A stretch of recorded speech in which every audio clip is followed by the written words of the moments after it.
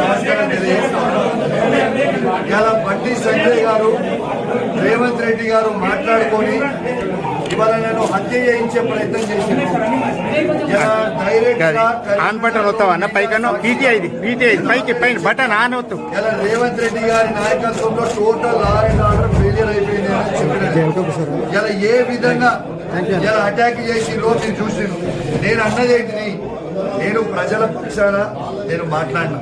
ఏం మాట్లాడినా, నిన్న ఫైరింగ్ చేసిండ్రు, మా కరీంనగర్ ప్రజలకి ఇబ్బంది అవుతా ఉంది, అందరూ భయభ్రాంతులకు గురి చేస్తా ఉన్నారు, ఆ నలుగురు సామాన్యులకు ఇలా బుల్లెట్ దాడిగా గురైండ్రు, ఇబ్బంది పడుతా ఉన్నారు, ఇలా ఇప్పటి వరకు దొంగల్ని ఎందుకు పట్టుకోలేదు అని నేను అడిగితే, ఇలా దాంతో పాటు అలుగునూరు చౌరస్తాలో 5వ తారీఖున సాయంత్రం 6:30 7 గంటలకి ఇలా తుపాకీలతోని ఒక యూపీ బండిలో ఇలా ఒక ప్రముఖ న్యాయవాది ఖలీద్ని ఇలా హత్య చేసే ప్రయత్నం చేసిండ్రు అని నేను చెప్పిన.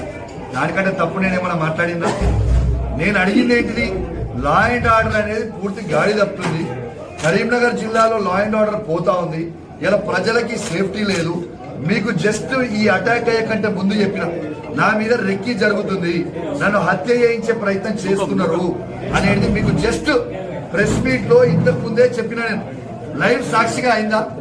ఇలా పోలీసుల సాక్షిగా ఇలా వాళ్ళు కట్టెలు, రౌతులు, కత్తులు, పెట్రోల్ బాంబులు ఇలా తీసుకొని వచ్చి మళ్ళీ హత్య చేయించే ప్రయత్నం చేశారు. ఇలా నేను అడిగిన దానికి జవాబు చెప్పుడు తప్పితే ఇట్లా హత్య చేయించుకొని దాడి చేయించుకొని కార్లో వెళ్ళికొట్టుడు. ఇలా పాపము పోలీస్ ఆఫీసర్ సిఐ గారు, తన పేరు పుల్లయ్య గారు, వారి మీద కొడితే మొత్తం షర్టు రాడుతో కొడితే షర్టు మొత్తం రక్తం అయిపోయింది. ఎస్బీఎస్ఏ గారు, ఏఎస్ఏ గారు శ్రీనివాస్ గారికి కొడితే షర్టు మొత్తం రక్తమైంది. ఇట్లాంటి రౌడీ రాజ్యం మనకు అవసరమా? అంటే రౌడీజం చేస్తారా? ఇలా నా కార్లు దాడి చేసిండు, మా కార్యకర్తల కార్ల మీద దాడి చేసిండు. ఇలా మా ఇల్లు, ఎమ్మెల్యే క్యాంప్ ఆఫీస్ ఇల్లు, ఇది గంగుల కమలాకర్ గారి ఇల్లు మీద ఇలా పూర్తిగా రాళ్లతోని కొట్టి ధ్వంసం చేసిండు.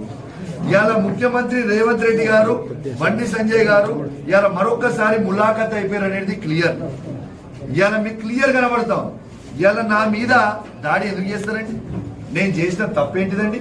నేను ప్రజల పక్షాన నిలబడి ఇవాళ భయాంధ్రుల కాలం అయిపోయింది, భయపడతా ఉన్నారు. ఇలా గన్ కల్చర్ వస్తా ఉంది. ఇలా గన్ కల్చర్ అనేది కరీంనగర్కి వస్తుంది, బీహార్లోనో లేకుంటే యూపీలోనో ఉన్నట్టు గన్ కల్చర్ కరీంనగర్కి తీసుకొని వస్తున్నారు. ఇది మంచి పద్ధతి కాదు, ఇది ప్రజల గురించి సేఫ్టీ కాదు, ఇది చాలా చాలా డేంజరస్ అయిన విషయం అనేది నేను చెప్తా ఉన్నాను. నేను చెప్తున్న సందర్భంలోనే ఇవాళ ఇమీడియట్ గా నేను ప్రెస్ లో పెట్టి ఇలా మా దొంగలని ఎందుకు పట్టుకోలేదు ఇంకా రేవంత్ రెడ్డి గారు అని నేను అడిగితే, ఇలా మమ్మల్ని దాడి చేసి, మా బీఆర్ఎస్ పార్టీ కార్యకర్తల మీద దాడి చేసి మమ్మల్ని హత్య చేయించే ప్రయత్నం చేస్తుంటే ఇది న్యాయమా అని నేను అడుగుతా ఉన్నాను. ఇలా ప్రజల గొంతుగా, ఉమ్మడి కరీంనగర్ జిల్లా ప్రజల గొంతుగా ఇవాళ లా అండ్ ఆర్డర్ ఫెయిలియర్ అయిపోయింది. నేను అసెంబ్లీ సాక్షిగా కూడా చెప్పిన, రేవంత్ రెడ్డి గారు మీ నాయకత్వంలో మొత్తం లా అండ్ ఆర్డర్ ఫెయిలియర్ అయింది అని చెప్పింది నెల రోజుల లోపలనే నిజమైందా కాలేదా? ఇలా నిన్న పెద్దపల్లిలో ఆ దుండగులు స్టే చేసిరు, మళ్ళా నెల రోజుల తర్వాత మళ్ళా ధర్మపురిలో స్టే చేసిండ్రు, మళ్ళా కరీంనగర్ లో ఇన్సిడెంట్ చేసిండ్రు. ఈ ఇన్సిడెంట్ అయ్యి 3 రోజులలోనే మళ్ళా వెపన్లతోని ఒక యూపీ బండిలా, యూపీ నుంచి వచ్చిన దుండగులు కావచ్చు, వాళ్ళు ఎటు నుంచి వచ్చిరో నాకు తెలియదు, ఆ దుండగులు మళ్ళా ఒకరిని హత్య చేయించే ప్రయత్నంలో వచ్చిరు. మరి ఇదంతా న్యాయం అనిపిస్తుందా? ఇలా పోలీసు వాళ్ళు, నేను ఒక బాధ్యత కలిగ శాసనసభ్యుని, ఇలా మాట్లాడుతుంటే ఈ లా అండ్ ఆర్డర్ కంట్రోల్ పెట్టుకునే బాధ్యత వాళ్ళు కదా. ఇక్కడ ఉన్న వాళ్ళు, నేను ప్రెస్ మాట్లాడుతుంటేనే ఇలా 9 మంది ఇంటెలిజెన్స్ వాళ్ళు, ఎస్బీ వాళ్ళు ఉన్నారు.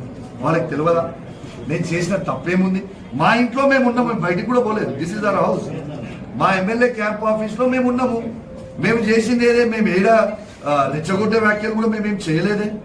మొన్న బండి సంజయ్ గారు మా కేటీఆర్ గారిని నోటికొచ్చినట్టు మాట్లాడిండు. ఇది మాట్లాడడం తప్పు మీరు అని నేను చెప్పిన. ఇది మీరు మాట్లాడడం తప్పు, ఈ విధంగా మీరు అలిగేషన్స్ ఉండే లేనట్టు, లేని ఉన్నట్టు క్రియేట్ చేయడం తప్పు అని నేను చెప్పిన. ఇది తప్ప అంటే మీరు 100 మందిని పెట్టుకొని, గుండాలను పెట్టుకొని దాడి చేస్తే భయపడిపోతున్నారు. ఇదేం పద్ధతి అని మేము అడుగుతా ఉన్నాం. ఈ దాడిల పద్ధతి ఏంటిది? ఈ గల్ కల్చర్ పద్ధతి ఏంటి? ఒకరిని చంపేస్తాము అని బెదిరియడం ఏంటి? మమ్మల్ని బతికనియరా?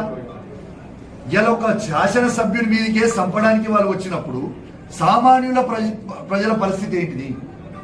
ఇలా నేను ఒక శాసనసభ్యుని, నన్ను చంపడానికి ఇవాళ వందలాది మంది వస్తుంటే ఇలా రేవంత్ రెడ్డి గారు ఉన్న ముఖ్యమంత్రి, రేవంత్ రెడ్డి గారు హోమ్ మినిస్టర్ గా ఉండుకుంటూ is it not the failure of police and law and order అని నేను అడుగుతా ఉన్నాను.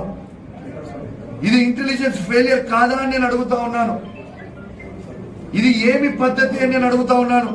ఈ హత్యలు చేసుడు ఏంటిది, గన్ కల్చర్ ఏంటిది, భయప్రాంతులకు గురి చేసుడు ఏంటిది, తిరగనీయమని చెప్పుడు ఏంటిది?